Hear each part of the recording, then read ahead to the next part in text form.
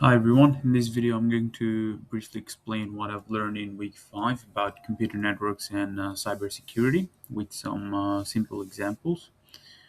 Um, First, to learn about computer networks, and a computer network is basically a group of devices connected together so they can communicate, share information, and share resources. For example, in an office, several computers may be connected between employees so that they can share files, they can print and access resources. One of the network types that learned in the class was peer-to-peer, which is described as P2P network. In this network, the computers are directly connected to each other, and there is no central server controlling anything. For example, in a small office, two or three computers could directly share files with each other without needing a main server. I also learned that there are different types of network depending on the distance or area that they cover. A personal area network, which is a PAN, is very small and can connect personal devices such as phone, laptop, or printer. Next is a LAN or a local area network, which can cover a small area such as a home, school, or an office. And then we can also have a CAN, which is campus area network, can connect several LANs across a university campus. MAN can cover a city, while WAN or wide area network covers a much larger area.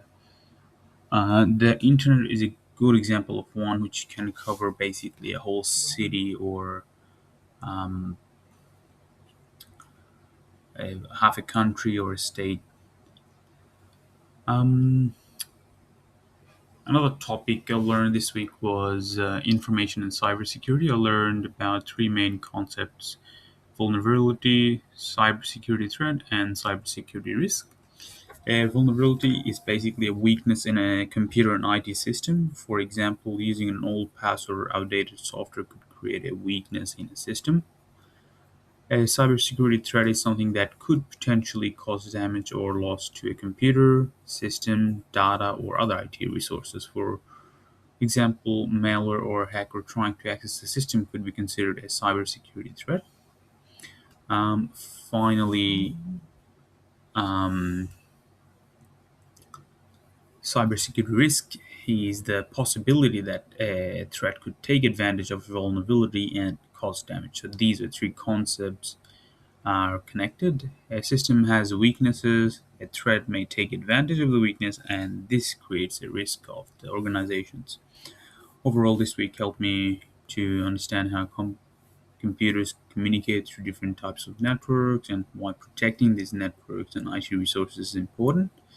These concepts are very useful in terms of businesses, organizations, depending on networks, every day-to-day communications as they use for sharing information and operating their systems. At the same time, they need good cybersecurity to keep their systems and information safe. Thank you.